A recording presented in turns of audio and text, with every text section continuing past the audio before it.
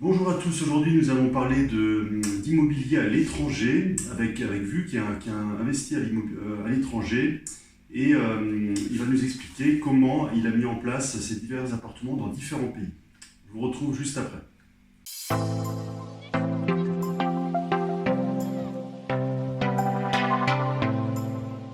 Donc voilà, aujourd'hui je suis dans un appartement près de Montpellier. C'est un appartement que Vu met en location courte durée. Et j'ai trouvé ça vraiment intéressant parce que non seulement il a fait ça dans notre pays, mais il a également appliqué cette stratégie dans différents endroits et pas nécessairement proche de chez lui. Donc, Vu, bonjour et merci d'accepter cet échange. Tu achètes tu achètes toujours des logements dans des endroits qui te plaisent bien. Voilà. J'ai compris, c'est souvent au bord de la mer. Alors en bord de mer, parce que j'aime ça, au soleil. Toi, tu habites où pour le moment? Alors du coup, j'allais dire, j'habite pas vraiment un endroit précis. Alors j'ai quand même mon point de chute en Loire-Atlantique, en Bretagne, D'accord. donc près de Nantes. Mhm. Mais je ne suis pas toujours à cet endroit. Donc en fait, je navigue dans les différents appartements que je loue Mhm. à la saison. D'accord. Donc j'ai plusieurs chez moi. En fait. C'est bien, ça, C'est une c'est façon pratique. un peu d'être toujours un petit peu pas au même endroit. D'accord, mais ça c'est très chouette. Et du coup, aujourd'hui, est-ce que l'immobilier c'est quelque chose qui te permet d'en vivre? Oui, alors moi je pensais pas faire ça, j'avais pas pensé faire ça, je me suis dit pourquoi pas. Mhm. Et quand les gens me demandent qu'est-ce que je fais, je leur réponds je voyage pour m'occuper de mes logements. Et Mhm. en fait, je trouve que c'est ça l'activité qui est allier l'utile à l'agréable. D'accord, mais c'est plutôt sympa comme programme, je trouve. Oui, bah oui, Et ça veut dire. c'est une façon d'être toujours en fait alors, j'aime pas dire le mot en vacances, mais les deux. Mhm. Mais en même temps, j'y vais pour travailler aussi. Et du coup, ça veut dire que tu voyages dans quel pays? Alors bah, c'est dans les différents lieux que j'ai trouvés, donc celui-là où on est, la Grande Motte. Et il y a aussi à l'étranger, donc c'est ce que tu me demandais, à Tenerife, donc, Oui. c'est-à-dire en Espagne, les Canaries, Ouais. et au Portugal, en Algarve. D'accord, plutôt des endroits sympas qui prêtent plus. Ouais, c'est plutôt des endroits Alors, c'est pour les plus au vacances. sud. Mhm.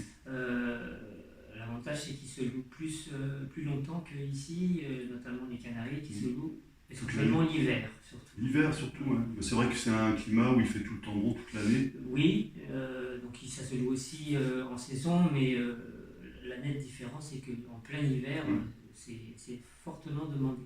Ce qui n'est pas le cas peut-être des locations saisonnières en France ou en hiver, Alors, c'est vraiment saisonnier oui, en oui, France. au Portugal, ça s'arrête déjà quand même, on va dire, novembre jusqu'à février-mars, oui, c'est Mhm. ça. Bon, ce Oui. qui est relativement court, mais il y a vraiment un trou. Mhm.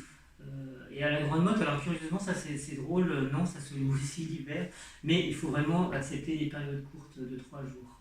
D'accord. Parce que je pense qu'à la Grande Motte, tu dois peut-être aussi avoir des personnes qui viennent pour le travail. C'est ça, en fait, la Grande Motte, alors je l'ai découvert justement, c'est une ville dynamique qui ne vit pas que pendant les vacances, mais qui organise régulièrement des séminaires, Voilà, des salons, des choses comme ça. c'est pour ça que j'étais là d'ailleurs pendant les quelques jours où Voilà, j'étais dans ton donc appartement. bon, c'est plutôt agréable à découvrir. Toute l'année, ça se loue en fait aussi. Non, c'est plutôt une bonne chose à savoir. Et du coup, moi ce qui m'intéresse, c'est surtout comment tu as fait pour mettre en place ta location courte durée à distance. Par exemple, aux Canaries, tu peux nous expliquer comment tu as trouvé ton bien déjà? Alors mon bien, je l'ai trouvé vraiment par hasard. C'est des amis qui se sont allés s'installer là-bas Mhm. et qui ont connaissance de ce que je faisais et m'ont dit mais tu devrais faire ça. On a justement un ami qui est français, qui a fait ça dans la résidence qu'ils allaient me proposer D'accord. et ça marche toute l'année. Alors j'avais aucune raison de ne pas les croire Mhm. et donc je me suis lancé. J'ai dit bah, justement il y en avait un, c'est ce qu'ils m'ont proposé. Mhm. Et je me suis lancé, puis après, toutes les démarches, je les ai apprises sur le tas avec eux. Voilà. Donc en fait, tu avais des amis français sur place? Oui, mais qui allaient déjà depuis longtemps là-bas et qui ont fini par s'installer à l'année là-bas. Donc ouais, ils connaissaient déjà bien le terrain. Et après, c'est une agence immobilière qui t'a vendu l'appartement? Non, non, en fait, là ça a été en direct parce qu'il y avait un panneau sur l'appartement. D'accord. Donc il Donc n'y a pas c'était eu besoin de passer une par personne qui l'agence. habitait sur place là-bas ou... Oui, oui, c'était D'accord. une résidence secondaire d'une personne sur place. Et pour tout ce qui est démarches, notaire et tout ça, ça s'est bien passé? Oui, il y a alors en Espagne, c'est pas le notaire qui fait seulement, enfin, qui fait beaucoup moins de choses qu'en France. Mhm. Il faut passer par une personne en plus, comme un avocat ou D'accord. enfin, une personne qui offre ses services pour ça. C'est un peu comme aux États-Unis, je crois, il y a aussi Oui, ce fonctionnement. au Portugal, c'est également la même démarche. Mhm. Mais bon, de toute façon, c'est même conseillé parce que bon, tout seul. Ouais, ça te protège un peu plus. Et du coup, par rapport à la langue, je sais pas, est-ce que toi tu parles espagnol? Alors, je parlais pas l'espagnol ni le portugais. D'accord. Et alors, justement, la personne qui s'occupe de ça avec vous, souvent, c'est une personne qui sait parler, qui est bilingue, en fait, D'accord. qui C'est fait la pratique. traduction, Donc qui s'occupe de tout. il y a des personnes sur place qui sont habituées à Oui, aider. oui, oui. Parce que je pense qu'il y a pas mal d'étrangers qui achètent des appartements. Parce que voilà, c'est assez fréquent et il y a des gens spécialisés pour ça. Il y a même des agences spécialisées pour chercher des logements pour les étrangers D'accord. qui souhaiteraient faire ça. Ok. Et du coup, est-ce que le fait de le louer en location courte durée, comme ça, à distance, est-ce que c'est rentable finalement? Tu t'en sors financièrement par rapport à... Alors oui, je trouve parce que, bon, effectivement, il faut chercher quelqu'un sur place parce qu'on ne peut pas se déplacer tout le temps. Donc pour tout ce qui est ménage, Pour entre l'accueil et les- pour l'accueil. l'entretien, oui, c'est ça de l'appartement. Bon, ça, c'est pas ce qui manque. Il y a énormément de. Enfin, justement, il y a la demande pour ça. Donc, il y a toujours par bouche à oreille, c'est assez facile. Mhm. Puis les gens sont vraiment. Moi, je trouve qu'ils sont très sérieux en plus. Donc, je trouve que c'est vraiment très agréable et d'une qualité. Ils sont habitués à faire ça, quoi. C'est vraiment Oui, leur- de toute façon, c'est des lieux. C'est des endroits qui vivent à 70% du tourisme. Donc, c'est leur ressource principale. Donc, justement, c'est assez facile de trouver quelqu'un pour ça. Ok. Et du coup, bon, en fait, c'est vraiment automatique. Du coup, ça tourne tout seul. Toi, tu t'occupes peut-être juste de... Alors, de moi, tout ce je qui est viens. Airbnb. Oui, déjà la réservation, ça par contre, je la gère moi-même. Mhm. Ce qui est préférable. Enfin, moi, je préfère, en tout cas, personnellement, m'en Comme ça, tu occuper. sais. Comme ça, je sais qui vient aussi. Alors, moi, j'ai eu écho que ceux qui passent par les agences n'ont aucun contrôle. Bon, ce qui fait que le souci, c'est qu'ils peuvent, comme vous êtes loin, ils peuvent louer sans vous le dire. Mhm. Ouais, ça aussi, J'ai ouais. eu des expériences de personnes qui ont eu ce problème. Mhm. Donc, bon, après, si on a envie d'être tranquille, ou si après, c'est au choix de chacun. Ouais. C'est pas dramatique non plus, mais disons que moi je trouve que c'est pas très. Je préfère avoir un contrôle sur ce que je fais, puis en plus c'est mon activité. Ouais, en fait, c'est ton Je fais quand activité même, principale et tu vis de ça. Donc, en fait, c'est pas non plus quelque chose qui te prend non plus tout ton temps. Je veux non, dire. non, non. Voilà. Et quand je vais là-bas, c'est aussi par souci de voir si tout est bien. Mhm. En fait, D'accord. Donc, t'en profites. d'améliorer, parce que ça c'est important, il faut toujours améliorer son bien, parce que bon, comme tout le monde le sait, l'éducation ça détériore, il faut toujours avoir un œil dessus. Il faut toujours qu'il soit dans un état correct. Et pour puis que- éventuellement l'améliorer, parce que par des commentaires, on finit par savoir qu'il manque quelque chose. De toute façon, quand on démarre au départ, on démarre toujours avec ce qu'on a, et puis après on améliore petit à petit, quitte à, sauf si vous avez acheté un logement neuf, mais bon, si c'est pas le cas, bah, c'est l'occasion de remplacer, parce que ça s'usera plus vite. Mais j'ai- Donc ça, c'est les différentes fois où j'y vais, c'est pour améliorer, et puis j'ai en vu- profiter aussi. J'ai vu que dans l'appartement où on est pour le moment, en fait, t'as pas mal. Bon, ça fait un moment qu'il tourne, c'est la deuxième fois que je viens dans l'appartement, mais tu l'as bien. Il est très fonctionnel en fait. T'as mis les Oui, choses en place pour que ça moi soit. j'ai fait le choix de louer des studios, parce que c'est plus petit et c'est plus facile à gérer. Et... Enfin, ça c'est en France. En France, t'as des studios et tu m'as dit en Espagne, c'est plus. Alors à l'étranger, c'est aussi des studios, sauf celui d'Espagne, effectivement, qui est plus grand. Bon, c'est parce que c'était celui qui était proposé. Il a deux chambres, oui. Donc, D'accord. du coup, celui-là est plus grand. Et donc, Bon, ça d'ailleurs, j'allais dire, si j'en trouve un plus petit, je changerais bien. ah d'accord, tu préfères les petits. C'est plus d'entretien quand même. D'ailleurs, aussi plus de frais, plus de charges. Pour les grands. Tout ce Pour qui les est, grands. tout va ensemble. D'accord, donc, mais bon, après, on s'en sort bien. Bon, là, le studio est quand même assez grand, il peut accueillir jusqu'à 4 personnes. Alors moi, je loue que pour 2. Tu loues que pour 2, d'accord. C'est le choix que j'ai fait, Ok. c'est que pour les couples qui ont envie de se faire plaisir. Mhm. Alors il y a énormément de couples qui viennent, qui font le choix de venir sans leurs enfants. D'accord. C'est, on va dire, le choix de faire son petit week-end. Ouais, juste en Voilà, couple. pour soi. Ouais, c'est important aussi. Du coup, alors, donc tu vas de temps en temps, enfin, ça te permet de voyager, ça te permet de, quand tu voyages, tu mets l'utile à l'agréable, c'est-à-dire que tu rénoves tes appartements, tu rajoutes des choses. Oui. Alors, sur les appartements que tu as en France, est-ce que tu t'occupes toi-même du ménage ou tu as aussi délégué une partie? Alors au début, comme je faisais autre chose, je déléguais. Et maintenant que je m'intéresse un peu plus, j'ai le souci un petit peu plus de... Puis bon, au démarrage, il n'y avait pas autant de personnes. Quand j'ai commencé à voir que ça commençait à prendre de l'ampleur, je me suis dit, il faut quand même que j'intervienne. Et maintenant, j'essaie le plus possible de m'en occuper. En tout cas pour ce qui est en France. D'ailleurs, c'est pour ça que je vais déménager par ici. D'accord, ouais, donc tu vas t'installer là dans le sud. Oui, pour être à côté des locations, puisque là, c'est vrai que c'est plus logique d'être à côté de son activité qu'à distance. Ok. Pour quelqu'un qui voudrait investir à l'étranger, par exemple en Espagne ou au Portugal, quels seraient les 2-3 conseils que tu pourrais lui donner pour bien faire les choses? Conseil, alors l'emplacement toujours quand même, parce qu'il y a de la concurrence. Alors l'avantage quand même, pour ceux qui veulent investir à l'étranger, c'est que c'est moins cher. Donc de toute façon, c'est au moins... on peut, je pense, trouver un bon emplacement. Tu m'avais dit que le 2 pièces en Espagne, il t'a coûté le même prix que le studio en France.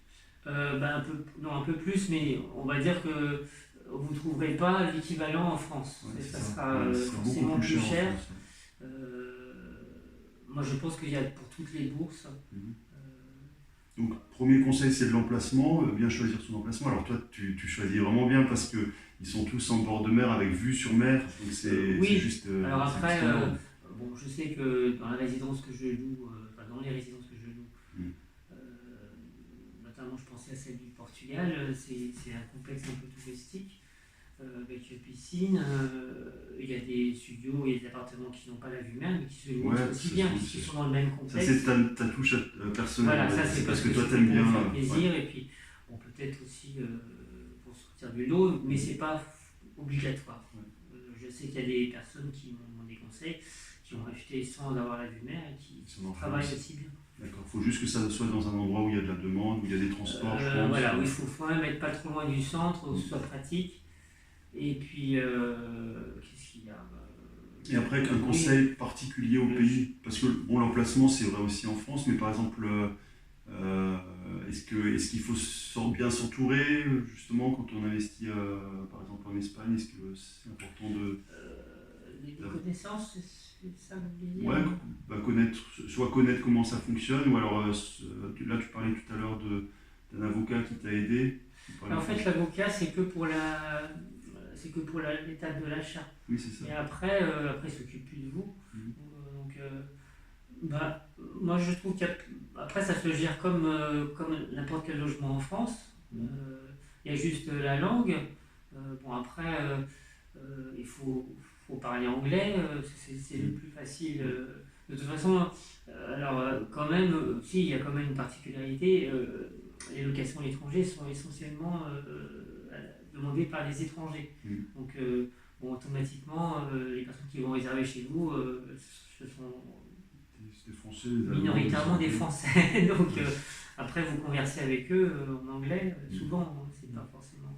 Alors, sur place, c'est en espagnol. De toute façon, non, c'est l'anglais. Si on fait une activité à l'étranger, ça paraît normal.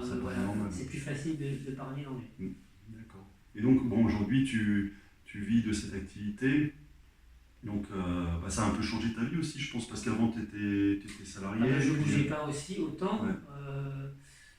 Quand je dis oui, je voyage pour m'occuper de location, c'est vraiment ça. Je suis tous les mois parti à un endroit. D'accord. Parce que pour en vivre, alors déjà, il faut éviter d'avoir du crédit. Sinon, ça peut marcher aussi, mais disons qu'on se rémunère moins. Il faut quand même en avoir 3. Voilà. Okay. Donc 3 appartements qui tournent en courte durée. Pour arriver à avoir quelque chose qui... Pour en vivre correctement. Comme ça, s'il y en a un qui ne se loue pas et l'autre il peut remplacer, il y en a toujours un des 3 qui sera un peu rempli. D'accord. Voilà. Donc ça c'est si on n'a pas de crédit, et si on a du crédit, c'est un petit peu plus. Quoi. Sinon il faut avoir une activité parallèle comme beaucoup de personnes qui font souvent à côté.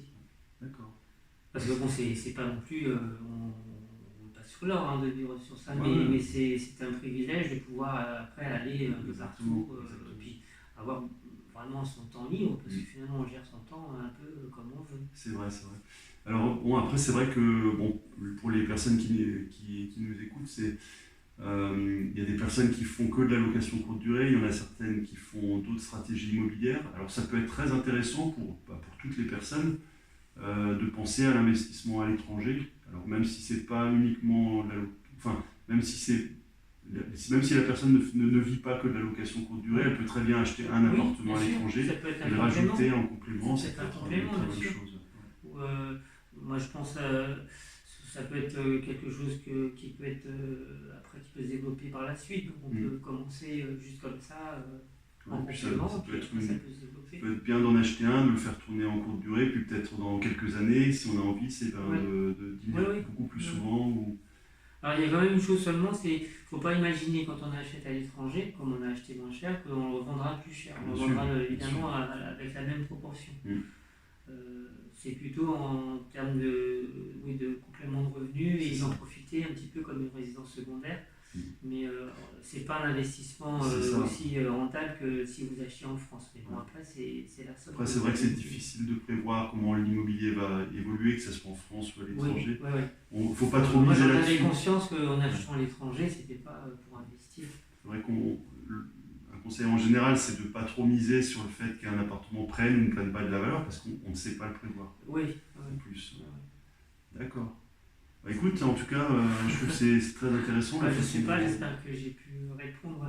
Ouais, en tout cas, je pense que ça peut donner envie. Et surtout, en fait, ce que je voulais montrer, c'est que c'est très bien, c'est tout à fait possible d'investir à l'étranger et que finalement, c'est pas si compliqué que ça. En fait, il y a des personnes qui sont spécialisées pour ça. Oui, vraiment. Et puis, il y a même des gens qui s'installent, c'est plutôt les retraités, vraiment complètement. Je crois qu'ils ont même des avantages fiscaux. Tout à fait. Donc, Portugal, il y a vraiment un service pour ça qui s'est spécialisé. Très bien. Écoutez, si ça vous intéresse d'investir à l'étranger, n'hésitez pas en tout cas à vous renseigner. Et il y a de belles opportunités. La preuve, c'est que il peut en vivre. Bon, il a des appartements en France, mais aussi à l'étranger. Et ça lui permet d'en vivre aujourd'hui totalement. C'est son activité principale, avec toute la liberté que ça génère derrière, toute liberté de mouvement et de temps aussi, parce que je pense que c'est pas des horaires fixes comme un métier classique. Vous regardez les billets d'avion, vous vous fixez par rapport à la période que vous avez envie de venir, et puis vous bloquez la période et puis vous y allez. Tout à fait. Oui, après il faut gérer, faut aussi savoir se donner la possibilité d'y aller aussi. Oui, tout à fait. Est-ce que tu serais d'accord, est-ce que tu penses que ça peut être intéressant qu'on donne les exemples de tes annonces Airbnb pour que les personnes... Oui, elles sont visibles sur mon profil. Donc, très bien. Parfait, comme ça, ça peut peut-être intéresser des personnes qui veulent venir en vacances, peut-être à Montpellier ou aux Canaries ou au Portugal. En Algarve. En Algarve, exactement. Au sud du Portugal. Des belles régions. Très bien. Écoute, merci beaucoup pour ton retour. C'est très intéressant, je trouve, et c'est inspirant. Ça me donne envie de faire pareil, surtout que j'adore les Canaries. C'est un endroit où je vais souvent. Oui, puisqu'en fait, c'est le même endroit. Ouais, en fait, on a découvert en discutant que tu as l'appartement dans l'endroit où j'étais il y a quelques mois aux Canaries. Oui, Et, oui, oui, c'est vraiment un ouais, pur hasard. mais c'est ce que tu disais tout à l'heure, c'est l'emplacement, c'est pas étonnant, enfin c'est un endroit où je suis allé, et donc c'est un endroit où il y a de la demande, parce que bah, automatiquement, quand on vient euh, pour les vacances, un Ouais. peu, bah, on va dans des endroits comme ça, donc c'est pour ça que Ouais. c'est pas étonnant que ça soit le même endroit. Oui, bah, ça c'était la bonne surprise. Un peu là.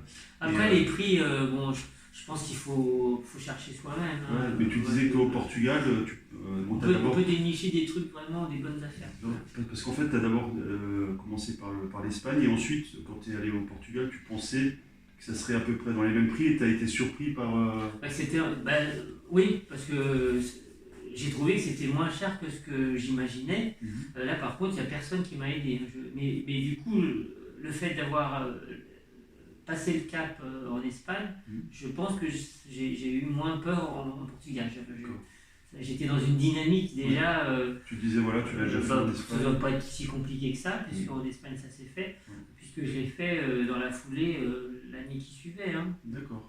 J'ai fait l'année suivante. Et du coup, tu l'as acheté combien celui en Portugal?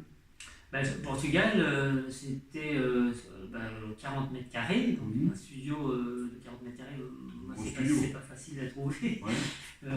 Donc ce qui fait que vous pouvez séparer une partie, parce qu'en plus il y a une sorte on va dire c'est presque un T2, parce qu'il y a pas une séparation réelle, mais il y a une pièce qui est un peu isolée du reste du séjour. Donc en fait, il y a le séjour plus une pièce qui est pas vraiment cloisonnée, mais vous pouvez très bien le faire.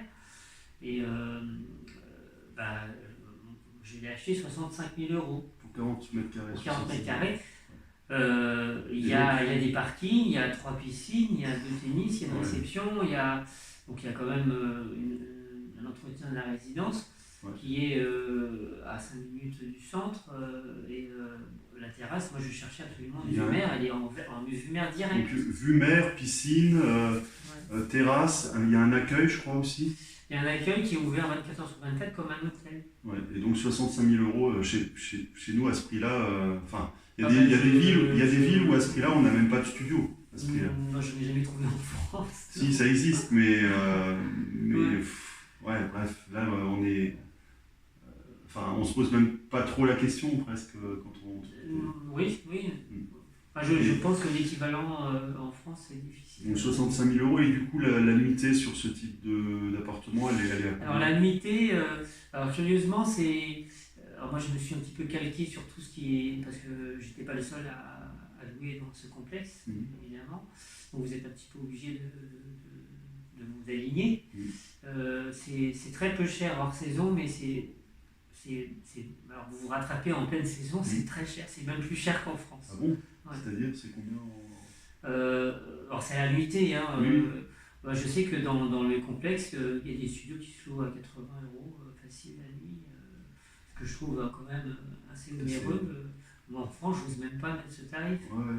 Donc ça veut dire, on va dire 50 euros par nuit pour faire une moyenne à peu près. Oui, c'est ça. 50 euros, donc supposons on fait 20 nuits, ce qui à mon avis est assez facile à faire. Oui, alors juillet et août, malgré le tarif prohibitif, ça se loue. Ouais, donc en j'ai fait l'expérience et j'étais surpris parce que j'avais presque un petit peu peur de mettre aussi cher, mais tout le monde fait ça. Donc en fait, c'est la demande. Je crois bien qu'il n'y a pas assez d'offres par rapport à la demande. D'accord. Donc c'est super intéressant parce que du coup, ça fait des loyers qui sont supérieurs à 1 000 euros par mois. Et c'est pour un appartement qui a coûté 65 000 euros. Donc. En investissement, oui, ça n'a pas coûté cher. Et voilà. Alors c'est en plein juillet-août que ça se loue au plus haut, mais vous remplissez vraiment les 2 mois. Même à ce tarif-là. À ce tarif-là, oui. Bon, alors par contre, il faut offrir quelque chose derrière. Bien sûr. Pas l'emplacement, je le redis, pas loin du centre, facile en transport. La vue mer, pas forcément. Après, c'est. Proximité de la mer. Proximité, voilà, surtout c'est ça, c'est ce que les gens veulent. D'accord. Donc c'est super intéressant parce que du coup, vu le prix d'achat, c'est des biens qui peuvent qui sont, entre guillemets, remboursés par les loyers Oui. en 6, 7, 8 ans, c'est remboursé par les Oui, loyers. oui, Quoi. ça, je pense. Par contre, il ne faut pas imaginer leur revendre plus cher. Je pense qu'il Non, c'est faut pas le le but. revendre le même prix. Le but, c'est d'avoir un actif qui génère du cash, en fait. C'est ça. Ouais, et puis, oui, c'est ça. Tout à fait. Je vois les mouettes qui viennent de passer là, elles sont assez imposantes là. Oui, il faut faire attention parce qu'en fait, elles guettent Ouais. si vous mangez, Voilà. si vous avez une petite inattention de vous rentrer, bah, elles viennent vous choper. D'accord, j'ai jamais eu le cas. Ah si, D'accord, elles sont voraces. elles sont intéressées en fait. Bon, ok. Ok, ben voilà, petit complément sur le Portugal, donc c'est aussi intéressant. Alors il y a un truc qui est intéressant dans ce que tu disais aussi, c'est que au début on se lance, on fait une première opération, et après souvent quand on voit que ça marche, on a envie de continuer, on est sur la foulée. Sur une dynamique, oui. Moi je sais que le Portugal, ça a été l'année suivante parce que l'Espagne m'a donné envie de continuer. Et je sais pas si tu es d'accord, mais moi j'ai remarqué aussi souvent, quand on fait un premier projet, souvent le deuxième, on le fait encore un peu mieux parce qu'on a déjà l'expérience. Oui, je pense que bien sûr, on est déjà plus rassuré. Oui, ça c'est ça. Puis on sait comment le meubler, on aura plus de facilité à le meubler, on trouvera. Oui. Non, ça, bien sûr. Okay, donc ça aussi c'est un conseil, c'est que faut commencer en fait, faut faire le premier et après. Si le premier est réussi, c'est plus facile pour les suivants. Oui, et après, ça devient un peu presque c'est un truc qu'on aime faire, on a envie de continuer, quoi, je pense. Oui, puis après, c'est le résultat. Si on est content quand on voit que ça marche, les gens sont contents. Bon, il y a toujours des gens qui ne seront pas contents, mais relativement, après, si la majorité sont satisfaits, c'est. Parce que tu as des bons commentaires j'ai vu sur les annonces. Oui, globalement, s'il y a une majorité de personnes qui sont contentes, c'est le plus important. Il y aura toujours un mécontentement parce qu'on ne peut pas être parfait, oui. on ne peut pas plaire à tout le monde, mais si c'est une minorité, c'est pas très grave. Et puis c'est normal sur le nombre de personnes et le nombre de locations, ça ne peut pas être à 100%. Et tu utilises plus différentes plateformes pour la mise en location? Alors, oui, au début, je voulais me donner le maximum de chance, donc j'avais utilisé plusieurs sites. Mais comme ça faisait doublon, j'ai fini par en garder plus qu'un. Et effectivement, tu fais tout avec Airbnb? Bah oui, parce que ça fait doublon. D'accord, c'est étonnant. Alors, il y a TripAdvisor, mais c'est vraiment très rare. Parce que je connais des personnes qui utilisent Booking ou d'autres sites, mais parce que souvent elles n'arrivent pas à remplir toutes les nuitées, alors elles essayent d'optimiser. Oui. Ben ça c'est possible, mais bon après c'est plus dur à gérer, parce qu'il faut faire attention à tout. Ouais. Et moi j'ai remarqué que souvent ça faisait doublon, c'est-à-dire quand ils passaient par d'autres sites, c'était déjà loué par. Alors j'ai choisi le site qui était le plus. Et toi satisfait, tu arrives à avoir suffisamment de satisfait, oui. Après, faut avoir du temps quand on veut après décider de faire que ça, parce que je sais que ceux qui font ça en parallèle, ils n'ont pas le temps de s'en occuper et ils imposent des périodes d'au moins d'une semaine ou de 5 jours, ce qui est normal, parce qu'on ne va pas se déplacer sans arrêt. Mais du coup, la demande est moindre parce que tout le monde ne prend pas des vacances toute l'année. Entre samedi et samedi, puisque en fait on est libre que le week-end. Donc si on veut en faire son activité, c'est un peu comme les chambres d'hôtes, il faut être là et il faut accepter des nuitées minimum de 3, voire 2. Au début quand on commence, de toute façon on essaye pour que ça soit le plus rempli possible et il faut accepter les petites périodes. Et il faut aussi pas demander trop cher, quitte à après développer par la suite quand ça marche. Et c'est ce que les sites vous conseillent. Tout à fait. Très bien. En tout cas, merci encore. Et puis, j'espère à très bientôt. J'espère revenir dans un de tes appartements parce qu'ils sont super bien situés au bord de la mer. Là, on a une vue magnifique sur les dunes et la mer au fond. Voilà. Je vous dis à très bientôt pour de nouvelles aventures immobilières. Voilà. Ciao. Au revoir. Merci.